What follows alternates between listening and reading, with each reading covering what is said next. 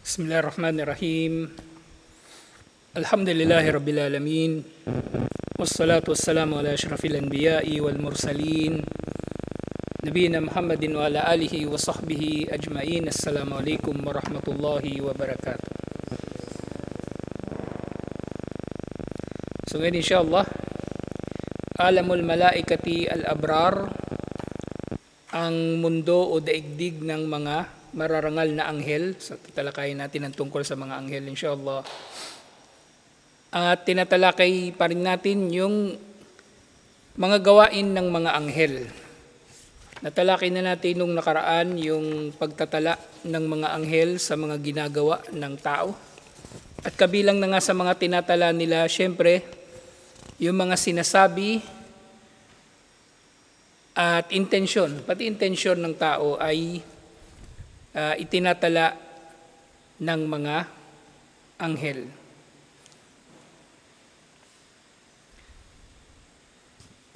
So ngayon tutuloy natin pagtalakay insyaAllah. Yung sumunod na tanong, hal taktubul malaikatu af'al al-qulub? Itinatala din ba ng mga anghel ang mga gawain ng puso? Itinatala din ba ng mga anghel ang mga gawain ng puso? Sa mga gawain ng puso na tinutukoy dito, ito yung takwa, yung tawakkul, takwa, takot kay Allah, tawakkul, pananalig kay Allah, mahabba, pagmamahal kay Allah, lahat yan nasa puso.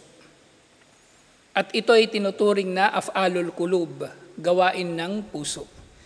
Kaya nga dun sa kahulugan ng ibada, nabanggit ko na ito nung nakaraan, ismun jami'un likulli ma yuhibbuhullahu wa yardahu minal aqwali wal af'ali al-zahira wal batina.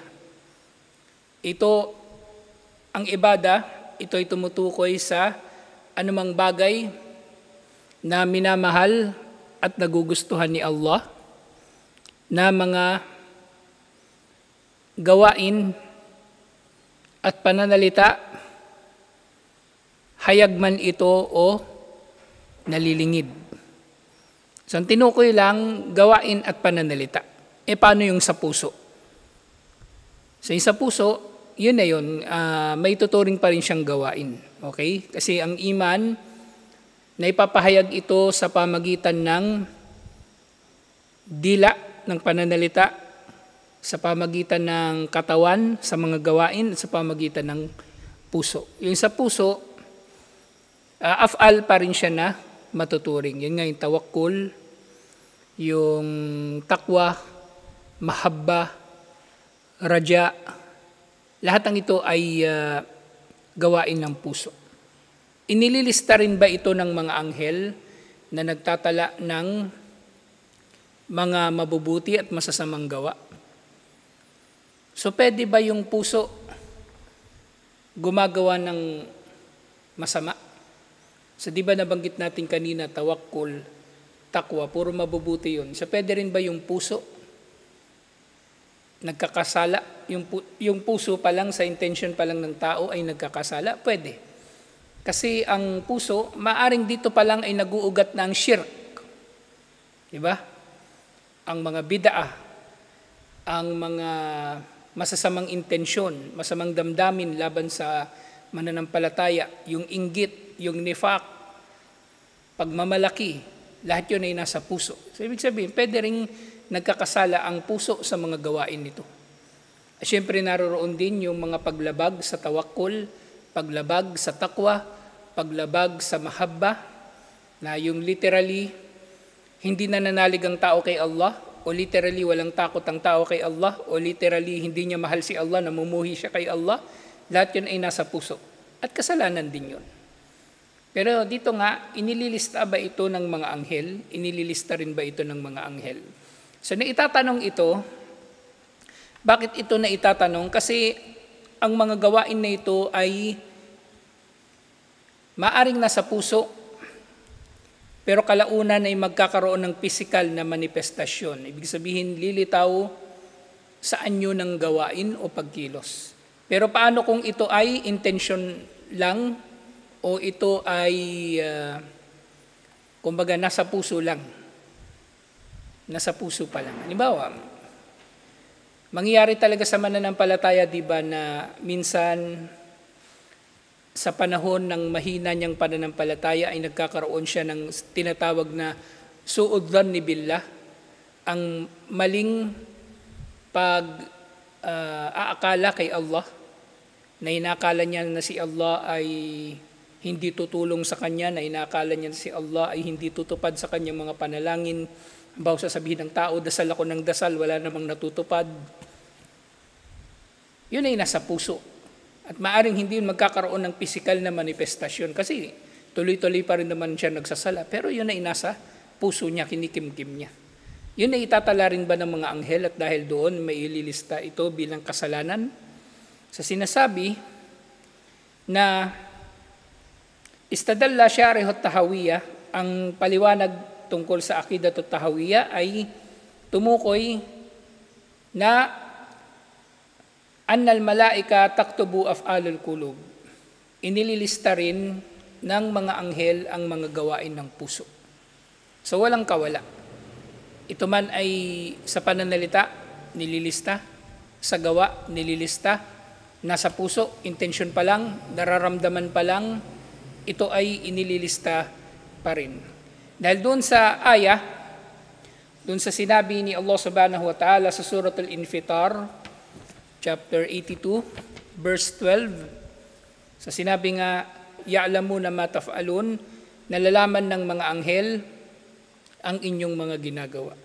Ginagawa ng inyong pisikal na katawan o ginagawa ng inyong puso. Yung dila, siyempre literal na pananalita yung manggagaling doon. Okay? Pero paano yung pipi? So, yung pipi, hindi niya ma-express yung sarili niya. Maring mahatulan yun doon sa nilayon ng kanyang puso. Pero halimbawa yung pipi nga, hindi naman siya nakapagsalita, di ba? Pero inintensyon niya na magmura, ganun pa rin. Bawa yung pipi, di ba kapagsalita? Pero yung tunog na gusto niyang ipalabasin sa dila niya, mura. Eh ano pa rin yun, ililista pa rin yun.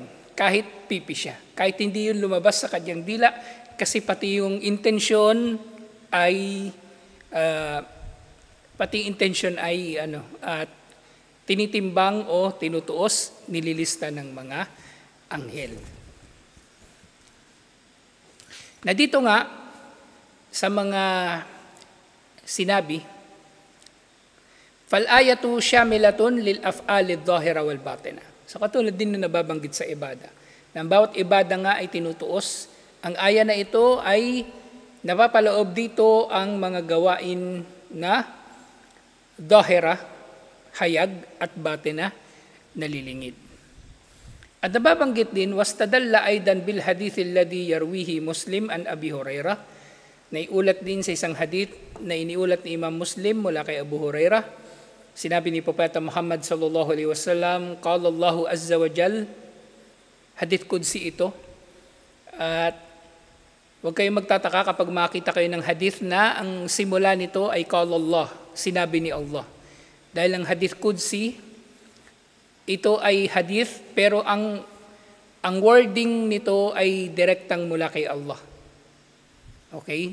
Ang wording, ang pananalita rito ay direktang galing kay Allah. Hindi siya bahagi ng Quran, pero yung salita ay direktang galing kay Allah.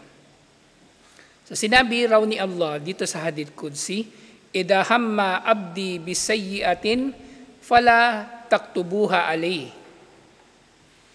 Kapag ang aking alipin, so ito na yung hadith qudsi, yung wording nito ay direktang wording na nanggagaling kay Allah. Kaya si Allah rito ay nagsasalita sa mutakallim. Ano yung mutakallim? First person. Yung siya yung nagsasalita. Sinabi niya, kapag nag-intensyon ng aking alipin ng masama, ay huwag ninyo itong itatala laban sa kanya. Ibig sabihin, huwag muna. Idha hamma abdi fa in amalaha faktubuha. Na kung gagawin naman niya ito, ay sakalam ninyo ito ilista. Fa inamilaha faktubuha sayyi'ah. Kapag ginawa niya ang masama niyang intensyon, sa kanyo lang ito ilista bilang isang sayyi'ah, isang kasalanan. Pero kapag inintensyon niya ito, wag muna itong ililista na masama. O wag mo na ililista ito na kasalanan. Ngayon parang may contradiction, di ba?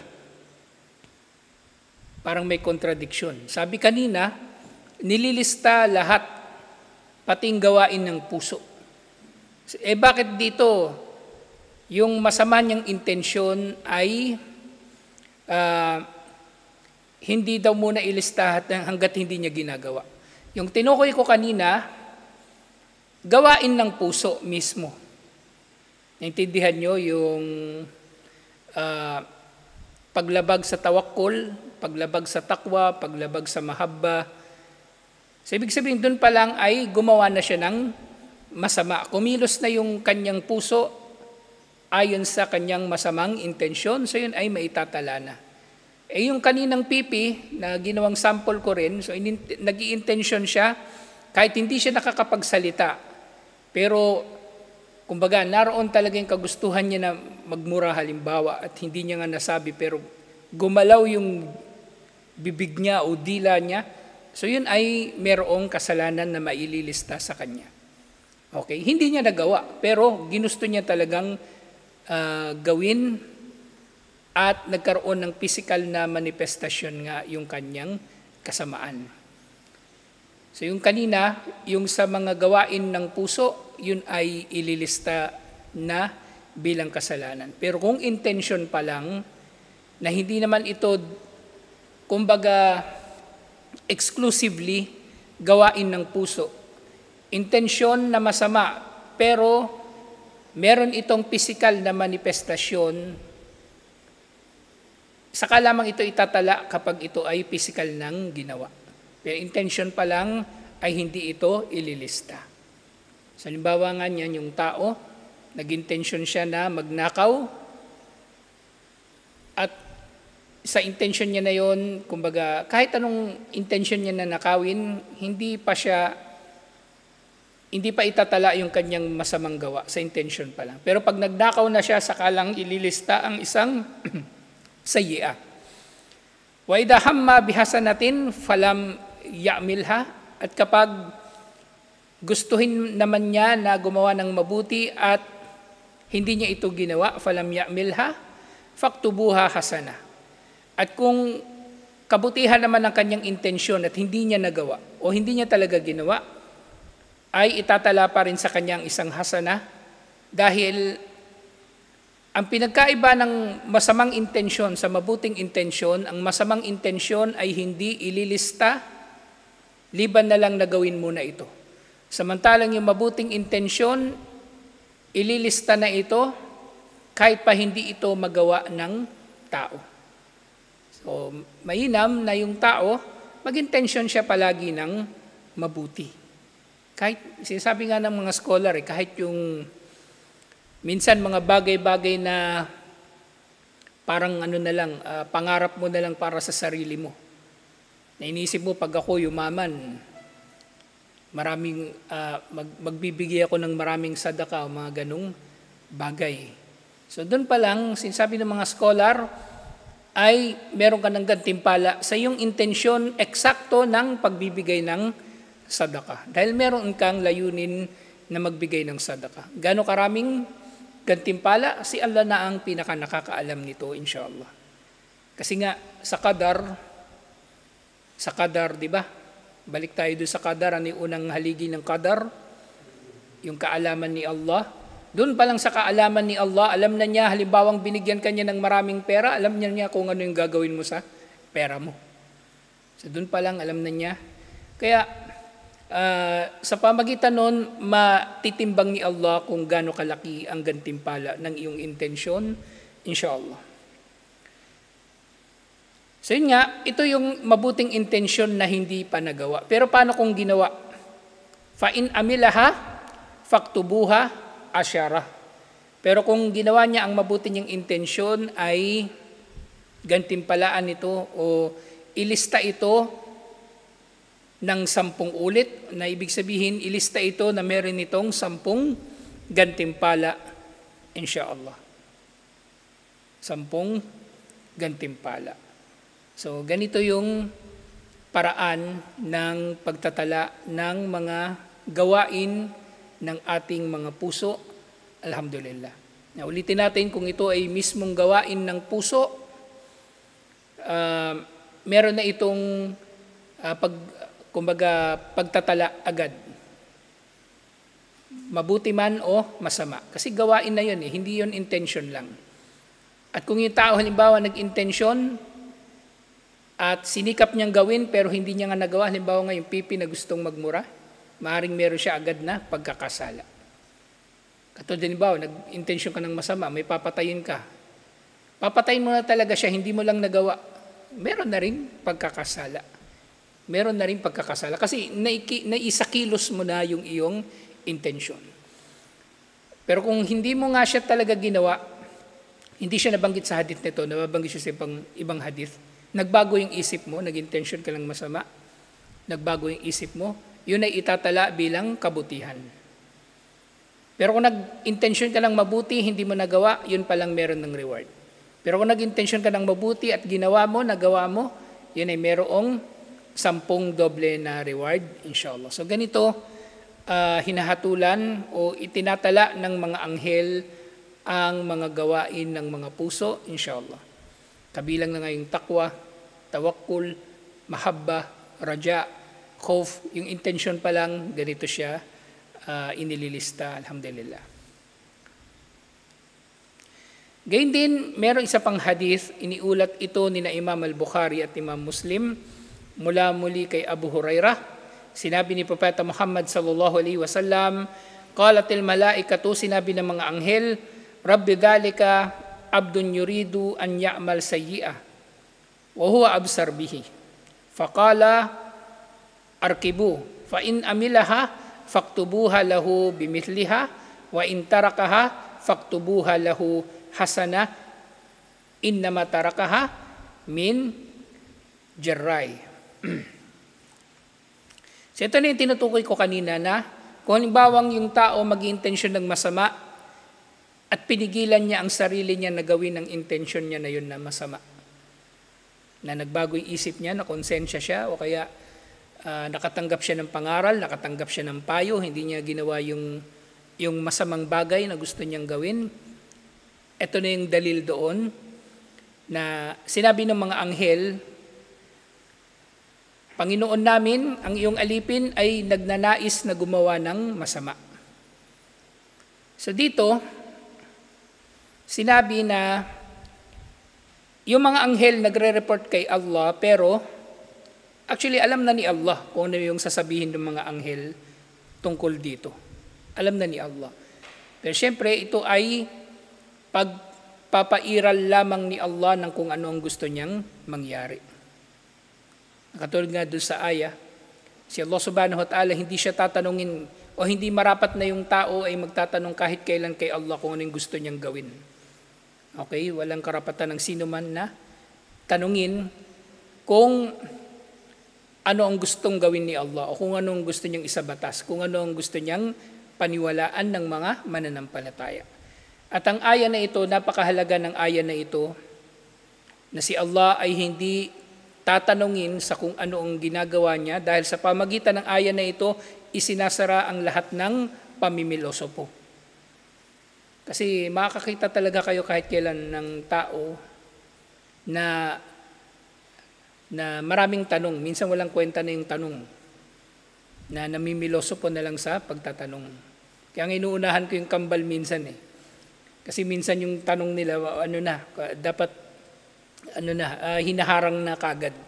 Kasi si Satanas, isa sa mga paraan niya para mailigaw yung mga tao ay ang magtanim sa tao ng mga pagdududa, ng mga tanong, hanggang sa itatanong na niya sa sarili niya, sino ang lumikha kay Allah?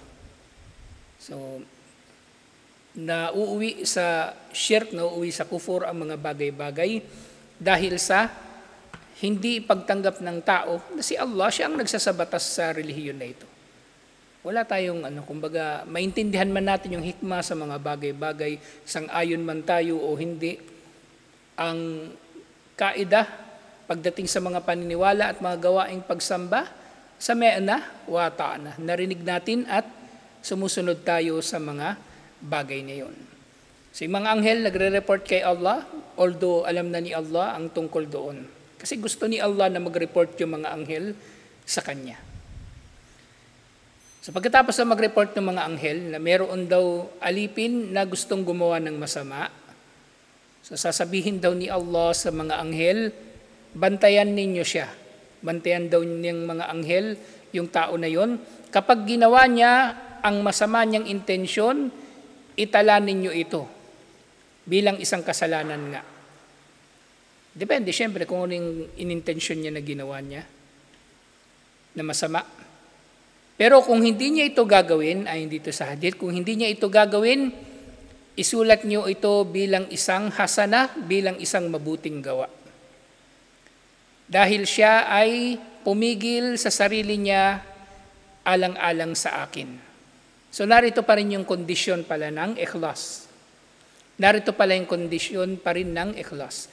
So dito, ang tao na nag-intensyon ng masama at hindi niya nagawa yung kanyang masamang intensyon ay magagantimpalaan lamang kung ito ay talagang inintensyon niya na hindi nagawin. At inintensyon niya na hindi niya gawin alang-alang kay Allah subhanahu wa ta'ala. Pero kung halimbawang mayroong nag-intensyon ng masama, magnanakaw, hindi siya nakapagnakaw kasi may dumating na bantay. May dumating na pulis, mag-hold up sana siya, may dumating na pulis. Hindi siya katulad ng tao na talagang pinigilan niya ang kanyang sarili na gumawa ng masama. Naintindihan nyo? So nandun pa rin yung factor ng intensyon. Nandun pa rin ang factor ng intensyon na ito ay para kay Allah subhanahu wa ta'ala. Hindi porke hindi niya nagawa yung isang masama ay automatically may tatala na yun bilang mabuting gawain. Nandun pa rin yung kanyang intensyon na hindi talaga gawin ito. So katulad lang din kanina, yung sample natin, yung pipi na nag-intensyon na magmura, yung talagang gusto niya magmura, sinisikap niya magmura, pero hindi nga siya nakakapagsalita. So nagkaroon na ng physical na manifestasyon yung kanyang masamang intensyon at yun nga, may tatala pa rin ito bilang kasalanan. So ganito nililista yung mga gawain ng mga puso sa intention pa lang at kahit doon sa iba pang mga gawain na meron ng ating mga puso. Ngayon, meron tanong. So sabi, ala yatanaqadu ilmal malaikati bi iradatil insani wa qasdahu ma qawlihi ta'ala ya'lamu kha'inatal a'yun wa ma tukhfis sudur. Ang pagkakaalam ng mga anghel sa mga gawain na iniintensyon ng tao, hindi ba ito contradictory o salungat doon sa sinabi ni Allah? Na sinabi ni Allah, siya ang nakakaalam sa mga panlilinlang ng mga mata at sa inililihim ng mga dibdib. So dito, technically sinasabi ni Allah na siya lang ang tunay na nakakaalam kung ano ang panlilinlang ng mga mata. Yung panlilinlang ng mga mata na tinutukoy dito, yung kahulugan o intensyon sa likod ng pagtingin ng tao sa anumang bagay o sa sino mang tao. Kasi maaaring yung tingin pa lang ng tao ay meron na siyang intensyon doon. Halimbawa, may nakita siyang guwapo na nagising sa kanya yung kabadigan niya. Alam ni Allah yun. O, may nakita siyang cellphone. Nandun lang, wala yung may-ari. So alam na ni Allah kung maaaring meron siyang pinaplanong masama doon, na balak ba niyang nakawin yun o ano pa man. At syempre alam niya kung anong inililihim ng mga dibdib. At ang tinutukoy dito na dibdib, inililihim ng dibdib yung mga intensyon. intensyon at syempre mga gawain ng puso. So sabi dito sa aya, si Allah ang nakakaalam. Pero bakit yung mga anghel, alam din nila yung ating intensyon? Bakit nakikita ng mga anghel ang ating intensyon? Di ba dapat si Allah lang? So actually itong tanong na ito, balik tayo dun sa wala yus'alu amma ya'mal o amma yaf'al. Si Allah subhanahu wa ta'ala, hindi siya maaaring tanungin kung anong gusto niyang gawin. Kung gusto niyang malaman ng mga anghel, wala tayong magagawa. Okay? So itong tanong na ito, parang nandun na ito, borderline, pamimilosopo na lang. Pero sinagot pa rin ni Sheikh Rahimahullah para maging malinaw, inshallah. So, halimbawa, meron nga magtatanong, hindi ba, ano yun? Di ba? Sabi ni Allah, siya yung nakakaalam nung nasa dibdib ng tao, bakit yung anghel, alam din nila. So yung sagot, so sinabi, al-jawab, anna hada laysa min khasaisi ilmillahi ta'ala. Unang-una, ang kaalaman tungkol sa mga layunin ay hindi lang si Allah ang nakakaalam nito. Kasi wala naman sinabi na dito na si Allah lang ang nakakaalam ng panlilinlang ng mga mata at anumang inililihim ng mga dibdib. Walang sinabi dito na exclusively si Allah lang ang makakaalam nito. Walang sinabi dito. Nalalaman niya, oo, pero hindi niya ginawang exclusive yung sarili niya na siya lang. Yun ang una. Fahuwa wa in khafiya anil bashar fala ya'lam wahiduhum ma fi damiri akhihi fala yalzim an yakfa anil malaika. So katulad halimbawa sa kalagayan ng mga tao na nalilingid sa mga tao ang intensyon natin sa isa't isa. Bawa ako, hindi ko alam yung nasa intensyon nyo. Kayo, hindi nyo alam yung nasa intensyon ko. Pero hindi ibig sabihin din na porke hindi natin alam ay hindi alam ng mga anghel. So meron dalawang punto na tinukoy dito si Sheikh Rahimahullah. Una, hindi sinabi ni Allah na siya lang ang nakakaalam. Ibig sabihin, pwedeng malaman ng mga anghel. Pangalawa, hindi porke hindi nalalaman ng tao ang intensyon ng mga tao, ay hindi rin ito malalaman ng mga anghel. At yung nga, the fact na sinabi ni Allah na ya'lamuna ma taf'alun, nalalaman ng mga anghel ang ginagawa ninyo, ibig sabihin, binigyan ni Allah ang mga anghel ng kakayanan na malaman ang nilalaman ng ating mga puso. Bandang huli, ang kakayanan na ito ng mga anghel ay isang ekspresyon ng kapangyarihan ni Allah. Na binibigay niya ang kakayanan na ito sa mga anghel na makita ang intensyon o layunin ng mga tao. So hindi ito contradictory sa isa't isa. Dahil nga sinasabi, innal malaikata ya'lamu ba'da ma fis sudur. At maaaring mangyari na, maaaring ang mga anghel ay malalaman nila ang ilan sa mga nasa puso ng tao. Maaaring hindi rin lahat. Maaaring ang malalaman lang nila ay kung ano lang yung may kinalaman sa pagtatala nila. Kasing iba pang mga bagay, maaaring wala na silang kinalaman doon at hindi na nila malalaman. Okay, naintindihan nyo? So maaaring ilan lamang ang mga malalaman ng mga anghel, yung may kinalaman lang sa trabaho nila. Wa huwa al-iradatu wal qasd, at ito yung kagustuhan ng tao at yung kanyang intensyon. Amma baqiyatul umur kal i'tikadat fala dalila ala kauniha ta'lamuha. At yung iba pang mga bagay maaring hindi nga nalalaman ng mga anghel. Halimbawa, tungkol sa paniniwala ng mga tao, yung antas ng kanyang pananampalataya. Mu'min ba siya? Munafik ba siya? Muslim ba siya? Muhsin? Di ba yung pananampalataya may 3 antas? Ano yun? Ano yung pinakamababa? Yung pagiging Muslim, sunod, pagiging mu'min, pinakamataas yung pagiging muhsin. Maaring hindi na alam ng mga anghel, wala na silang pakialam doon. Basta, ang malalaman nila sa mga intensyon ng mga tao, yung gusto ni Allah na malaman ng mga anghel. Yun lang. So walang contradiction sa dalawang bagay na ito. Alhamdulillah. Susunod, tatalakayin naman natin yung iba pang gawain ng mga anghel At kabilang na nga dito yung pag-iimbita ng mga anghel sa mga tao na gumawa ng mabuti. Na nga katulad ng kung paano merong demonyo na bumubulong sa tao na gumawa ng masama, ano tawag doon? Karin. So meron ding anghel na, actually natalakay na natin ito pero dadaanan natin uli. Kasi may iba pang ginagawa yung mga anghel na maaring gagamitin din naman ni Allah ang mga anghel para subukan. Literal na ilagay sa fitna ang mga tao para masubok ang kanilang mga pananampalataya, inshallah. So tutuloy natin ito next week. Assalamualaikum warahmatullahi wabarakatuh.